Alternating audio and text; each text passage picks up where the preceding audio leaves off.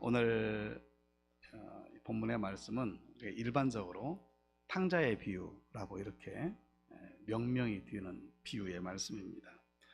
예수님께서 말씀하신 내용의 말씀이에요. 이 말씀은 탕자가 둘째 아들이 어떻게 했느냐, 이게 핵심이 아니고 아버지가 어떻게 하고 있느냐가 핵심이에요. 그래서 오늘 이 아들을 기다리는 아버지의 마음, 탕자보다 죄인이 회개하고 돌아오기를 기다리는 하나님 아버지의 마음에 초점을 맞춰서 말씀을 나누고자 합니다. 아버지의 마음이 어떤 마음이었을까? 아버지의 마음은 모든 사람이 구원에 이르기를 원하는 마음이에요. 모든 사람은 여기 있는 우리만이 아니라 세상의 모든 사람이에요. 그런데 세상 사람들은 무엇인가를 끊임없이 찾아 헤매고 있어요. 사람들은 끝없이 쾌락을 추구하고 세상에서의 만족을 찾아서 떠나고 그 일을 이루어 보려고 하지만 방황이에요. 육신의 정욕에 목말라 있고 재물에 목말라 있고 명예와 권력에 목말라 있는 것이 일반적 세상 사람들의 모습이에요. 본문에 나오는 둘째 아들 역시도 그런 것들에 목말라 있었던 거죠. 아버지의 집을 나가서 자신의 욕망을 채우기를 위해서 아버지에게 자기의 몫의 재산을 나눠달라고 요청을 한 거예요. 그러나 세상 어디에서도 그렇게 목말라 하는 것을 만족을 줄 만한 것이 없다라고 하는 것이죠. 세상의 것으로는 참된 양식을 얻을 수 없고 참된 음료를 구할 수가 없는 거예요. 그런데 주님께서 인생들을 향해서 하시는 말씀이에요. 너희 목마른 자들아 다 내게 나오라. 목마른 자들을 향해서 주님께로 나오래요. 우리를 생명의 길로 초청하고 계시는 거죠. 이사야서 55장 1절에 있는 말씀을 보면 오호라 너희 모든 목마른 자들아 물로 나오라. 돈 없는 자도 오라. 너희는 와서 사목되 돈 없이 값 없이 와서 포도주와 젖을 사라 그랬어요. 영원히 목마르지 않는 영원한 생수의 근원으로 다윗에게 허락한 그 은혜는 그 후손으로 오는 예수 그리스도를 통한 은혜인 것을 우리가 성경을 통해서 알 수가 있어요. 사랑의 하늘 아버지께서 독생자 예수 그리스도를 십자가에 내어 놓으심으로 죄 사함을 받는 구원의 길을 열어 놓으셨고 그 사실이 고백되어진 성도들이 지금 이곳에 있는 줄로 믿습니다. 우리 다 그 사실로 고백하고 있는 거예요. 세상 모든 사람들이 이 길을 깨닫고 알고 나와서 구원받기를 원하시는 것이 하나님 아버지의 마음이라 그 말이에요. 여러분 내 자식이 아무런 말도 없이 집을 나가버렸어요. 어디로 갔는지도 모르겠어요. 그러면 아버지 된 부모 된 심정은 어때요? 아마 여기저기 막 전화해 볼 거예요. 내가 알고 있는 그 아들 자녀의 전화번호, 친구의 전화번호가 무엇일까? 학교 가서 누가 친했는가 알아보고 뭐 난리를 칠 수밖에 없을 거예요. 그래도 어떻게 됐는지 알 수가 없어요. 그러면 날마다 기다리는 거죠. 어떤 분은요 그렇게 집 나간 잃어버린 자녀를 위해서 평생 이사를 가지 않았대요. 집이 자꾸 낡아져가지고 헐어질 수밖에 없는 상황인데도 이사를 못 갔대. 왜? 그 잃어버리는 자식이 언제 돌아올지 몰랐어. 이게 부모의 마음 아닐까요? 똑같아요. 하나님 아버지의 마음도 똑같다 그 말이에요. 아버지의 뜻을 이루신 예수님께서도 모든 사람이 주께로 나와서 구원 얻기를 원하는 것이 우리 예수님의 소원이었어요. 요한복음 6장 55절에 가서 보면 내 살은 참된 양식이요 내 피는 참된 음료로다 그랬어요. 예수님의 살과 예수님의 피가 참된 양식이요 음료래요. 주님의 살과 피는 온 인류를 구원하는 양식과 음료가 되었어요. 이 양식을 먹는 사람, 이 음료를 마시는 사람이 영원한 안식을 누린다라고 하는 말씀이죠. 오늘 이 성찬식을 통해서도 주님의 살과 주님의 흘리신 피를 기념하여 받는 이 순간에 오늘 우리 모든 성도들이 참된 음료요 참된 양식을 먹는 시간이 되기를 원합니다. 주님께서는 모든 사람들을 향해서 초청장을 다 보냈어요. 제가 지난 9월 마지막 주일에 10월 한 달 동안 11월 첫째 주일에 있을 추수감사절을 통해서 열매를 거두는 시간으로 삼읍시다 말씀을 나눴어요. 오늘 이 아버지의 마음이 오늘 성도들의 마음으로 이렇게 이입되어지기를 원합니다. 그 아버지의 마음을 내가 가지면 내 가족들 가운데, 내 이웃들 가운데에 구원의 은혜 가운데 있지 않은 사람들을 그냥 넘길 수가 없을 거예요. 모든 사람이 구원을 받기를 원하는 아버지의 마음. 사도들은 어땠습니까? 성령의 충만함을 받고 난 이후에 하나님 아버지의 뜻과 섭리를 따라서 예수님이 그리스도이심을, 부활의 주이심을 담대히 증거했다 그랬어요. 오늘 모든 인생이 구원을 얻는 길은 이 길 한 길밖에 없는 줄로 믿습니다. 그래서 제자들은 그 예수님을 박해를 받으면서도 자기의 목숨이 위협을 당하는 그러한 상황 속에서도 복음을 전하는 그 일을 멈추지 않았던 것이에요. 하나님께서 예비하신 이 구원의 은총에 참여하도록 성령께서는 우리 안에 믿음을 주신 거예요. 듣는 귀를 주셨고 깨닫는 마음을 주신 거예요. 하나님 아버지를 사랑하고 경외하고 그 말씀에 청종하는 마음을 우리 가운데 주신 거예요. 그래서 그 마음을 가지고 우리는 하늘의 소망을 가지고 살아가요. 주님을 본받아서 사랑하면서 살겠노라고 다짐해요. 주님의 십자가의 발자취를 따라 걸어가는 것을 주저하지 않아요. 이것을 전체적으로 구원론적에서는 두렵고 떨림으로 구원을 이루어가는 거예요. 구원받았습니다 하고 그냥 가만히 있는 게 아니에요. 어떻게 보면 나는 구원받았습니다 하고 가만히 있는 것은요, 이것은 하나님의 명령에, 하나님의 말씀에 순종하지 않는 사람.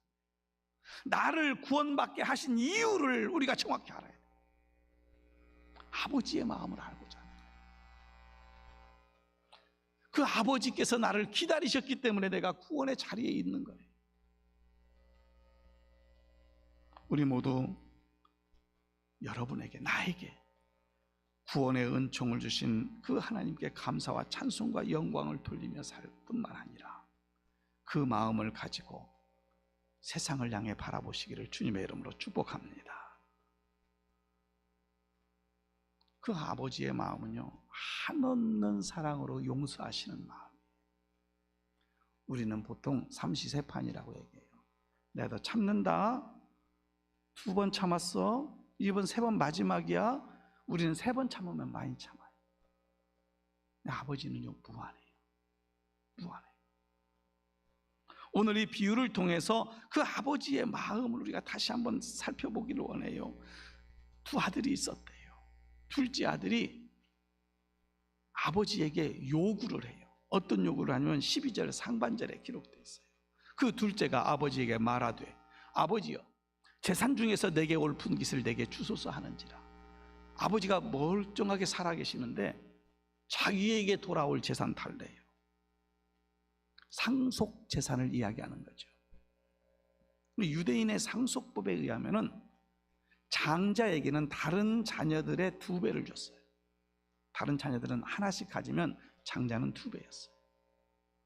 둘째 아들이라고 했으니까 자기 몫을 달라는 거예요. 되게 일반적으로 상속이라고 하면 아버지가 죽음이 임박했을 때에 자녀들에게 분배하는 것이죠. 아직도 건강하고 일할 수 있는데 아버지에게 그렇게 말하는 것은 불효자예요. 근데 이 둘째 아들 자기 것 달라는 거죠. 왜 이렇게 무례하게 요구를 했을까? 아버지 집에서 아버지로부터 교육을 받고 컸어요. 그런데 이것을 간섭이라고 생각할 수 있었어요. 아버지를 떠나면 좀 더 편안하게 살 수 있을 것 같은 생각이에요. 가출하는 아이들의 특징이 뭐예요? 그냥 나 편하게 자유롭게 살고 싶다. 부모가 공부하라는 말, 뭐 이래라는 말, 저래라는 말 다 싫어요. 나 혼자 그냥 가서 살고 싶다. 그래서 가출하는 거 아니겠어요? 그런데 그렇게 해서 살아본들 그 나이에 얼마나 정착하면 살 수 있을까요? 잘못된 길로 빠지는 경우가 더 많고요. 아버지 품만 떠나면 행복할 줄 알았어요. 그래서 아버지에게 자기 재산, 자기의 상속분을 달라고 요구하는 거예요. 아버지는 아들이 요구하는 것이 부당하다는 걸 알아요. 아주 자기가 멀쩡한데 달라고 하면 기분 나쁠 수도 있어요. 그런데 그 아들의 요구를 들어주세요. 왜 그랬을까? 아버지의 입장에서는 물질보다도 아들이 더 소중했어요. 재산을 내것 떼어서 준다 할지라도 아들과의 그 부자지간의 관계성을 잃지 않고 싶었던 거예요. 이게 아버지의 마음. 집을 나간 아들은 외지로 나갔습니다. 다른 나라로 갔다 그랬어요. 간섭받지 않고 살았는데 그 삶의 자리가 허랑방탕이라고 하는 말로 오늘 본문은 얘기하고 있어요. 허랑방탕이에요.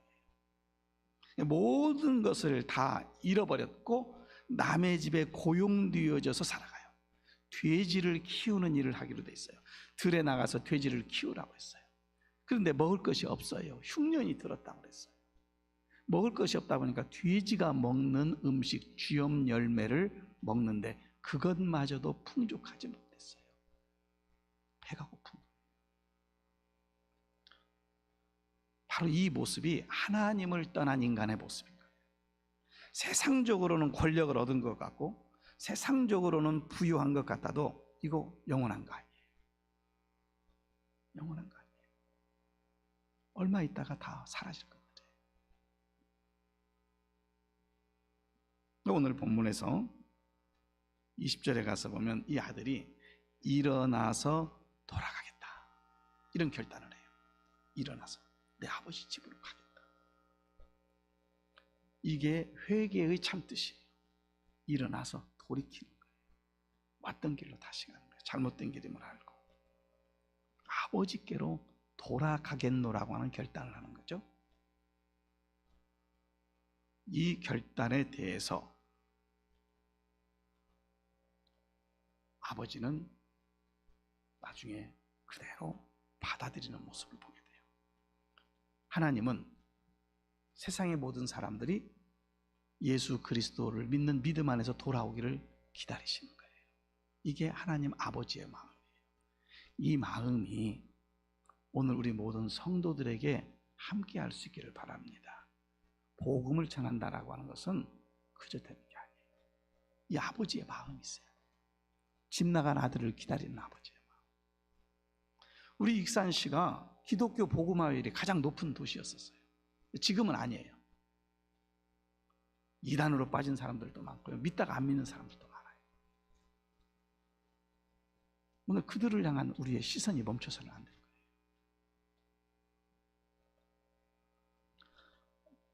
오늘 본문 20절 하반절에 가서 보면 아직도 거리가 먼데 아버지가 그를 보고 측은히 여겨 달려가 목을 안고 입을 맞추니 그랬어요. 거리가 멀리 있어요. 아마 거리가 멀다는 것은 아마 형체만 보였을 수도 있어요. 정확하게 뚜렷하게 자기 아들인지 모를 수 있어요. 근데 아버지의 심정으로 감정적으로 거기 오는 아들이 자기 아들 같은 거예요. 달려갔어요. 달려가면서 선명하게 보이겠죠? 아들이에요. 확 껴안아요. 그리고 그에게 입을 맞췄다. 그래서 완전히 다 받아들이는 거예요. 용납하는 거예요. 아들이 오기를 학수고대하며 기다리고 있었는데 어느 날 멀리서 오는데 그래서 뛰어가서 보는데 완전히 거짓골이에요. 그런데 그 거짓골 된 아들을 안고 입 맞추었다. 이 모습은 아버지의 기쁨이 얼마나 큰가를 드러내는 표현이에요. 냄새도 났을 거예요. 그런데 그 아들을 안고 입맞춘다. 아들은 죄를 자백하고 아버지 어떤 벌이라도 달게 받겠습니다.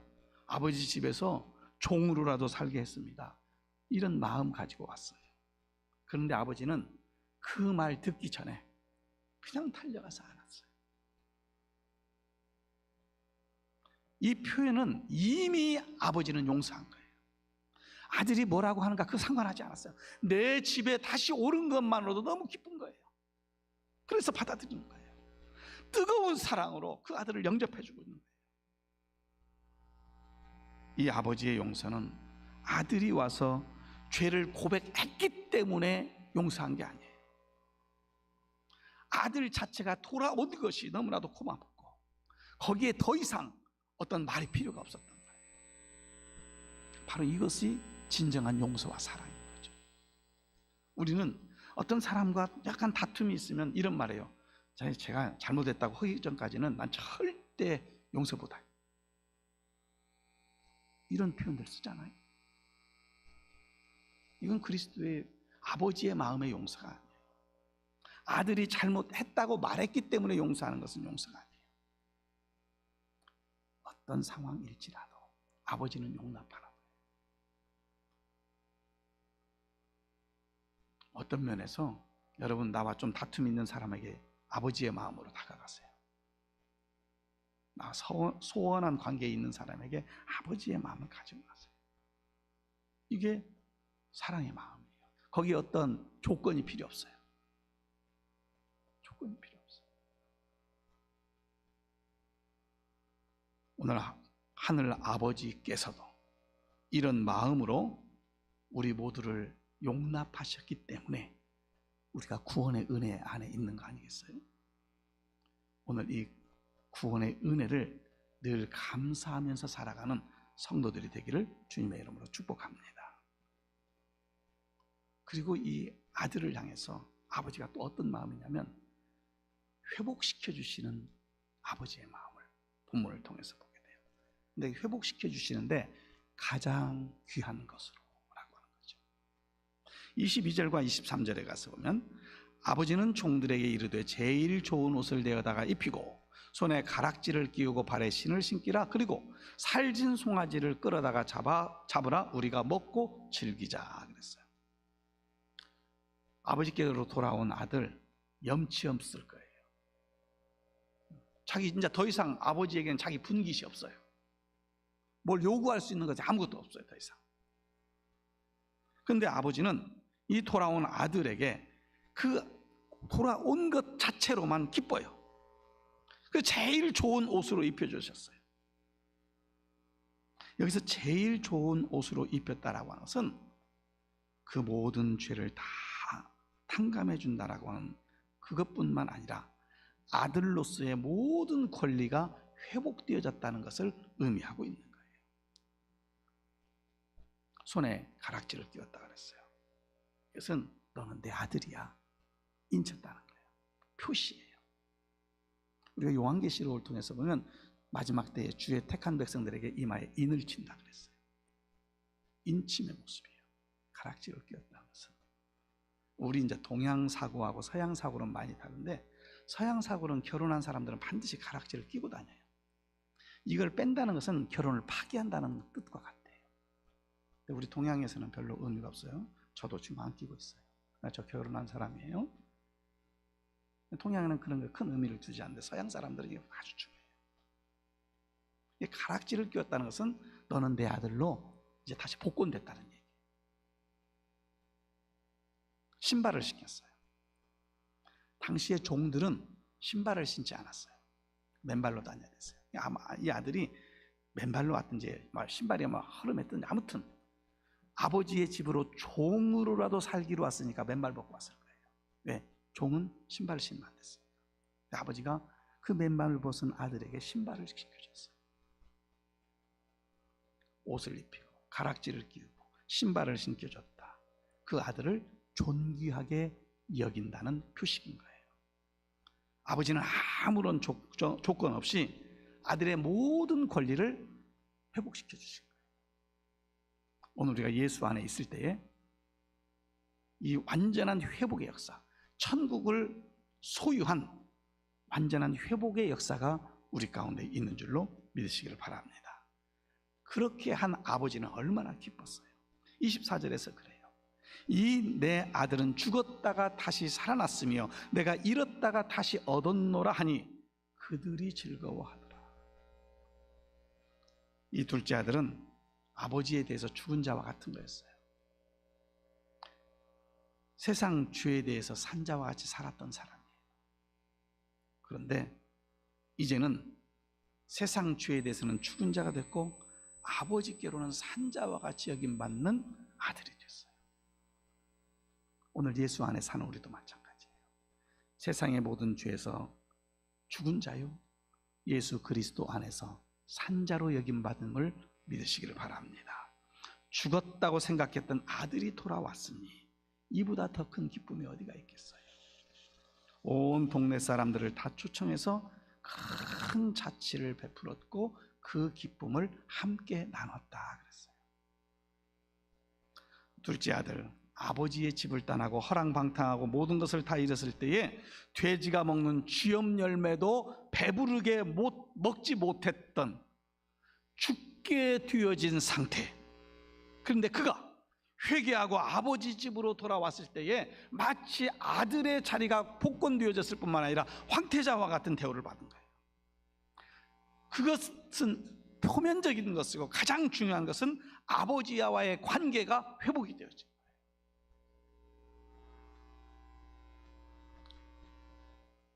아버지에게 재산 달라고 말했을 때의 불평, 불만으로 가득 찼던 이 아들이 지금 아버지께로 돌아와서 아버지가 해주시는 이 모든 상황과 환경을 놓고 보니 이렇게 고백할 수밖에 없죠. 모든 것이 은혜입니다. 모든 것이 이렇게 고백할 수밖에 없었을 거예요. 아버지 집에 머물게 된 것 자체가 은혜예요. 하나부터 10까지 이 아들은 감사할 것밖에 없었을 거예요. 이제 아버지를 마음으로 존경할 수밖에 없었고 사랑할 수밖에 없었을 거예요. 아버지가 하는 말에 이해만 했을 거예요. 아버지를 위해서라면 힘들더라도 내가 할게요 그랬을 거예요. 자발적으로 아버지를 사랑하고 기쁨으로 섬기는 자가 되었을 거예요. 오늘 성경에는 그 후속에 관한 이야기가 없어요. 오늘 우리의 감성으로 보면 그렇게 했을 것 같아요. 우리 하나님은 한 영혼이 회개하고 하나님께로 돌아오는 것을 의인 10명으로 인하여 기뻐하는 것보다도 더 기뻐한다 그랬어요.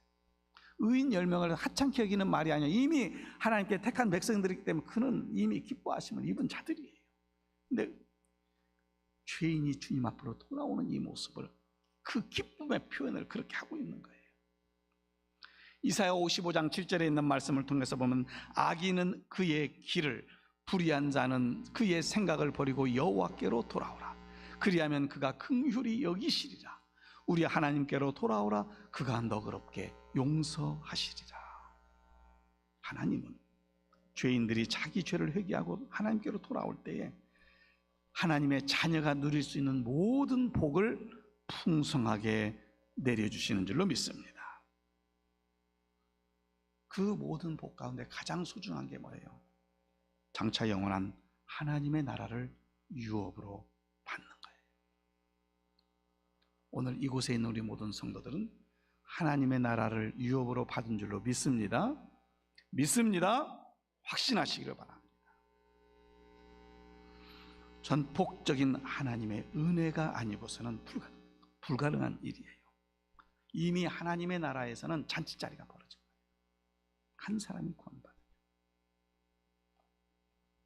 세상은 우리가 가지고 있는 것들을 빼앗아가요. 시간이 지나면요, 우리의 청춘도 다 빼앗긴 거예요.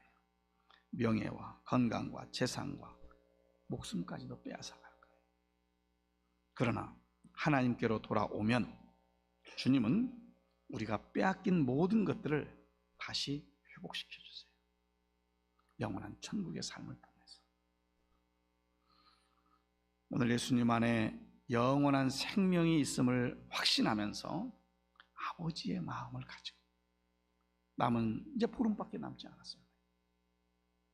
이 보름밖에 남지 않은 이 순간에 하나님 앞에 기도하면서 추수감사절, 우리가 어떤 재배한 것들로도 하나님 앞에 감사를 드리지만 영적인 재배, 한 생명을 주님 앞에 드림에 대한 이 감사로, 열매로 주님 앞에 드릴 수 있는 우리 성도들이 되기를 원합니다. 되기를 원합니다. 아버지의 마음이 있어. 아버지의 마음. 우리에게 하늘의 상급과 면류관이 예비되어져 있음을 믿고 믿음과 소망과 사랑으로 사는 우리 성도들이 되어져서 참으로 많은 사람들을 주께 돌아오게 하는 자가 복이 있다 그랬어요. 이 복을 누리는 우리 모든 성도들이 되기를 주님의 이름으로 축원합니다. 기도하겠습니다. 살아계신 하나님, 세상은 우리의 것들을 앗아갑니다. 우리로 피폐하게 만들어버립니다. 그러나 주님 안에 있을 때에 소망이 있고 주님 안에 있음으로 회복의 은혜가 있음을 믿습니다. 아버지의 마음 우리가 알았습니다. 그래서 우리가 영원한 소망을 가진 하나님의 자녀가 되었습니다. 간절히 원하옵기는 오늘 우리 한 사람 한 사람들이 이 하나님의 은혜와 사랑 가운데 거하며 주의 영광을 드러내는 복된 삶을 살아가는 저희들이 되기를 원합니다.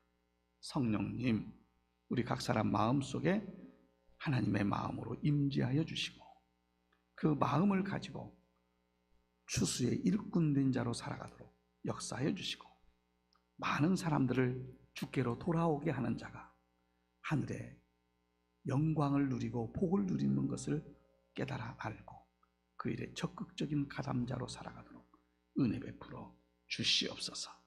거룩하신 예수님의 이름으로 기도드립니다.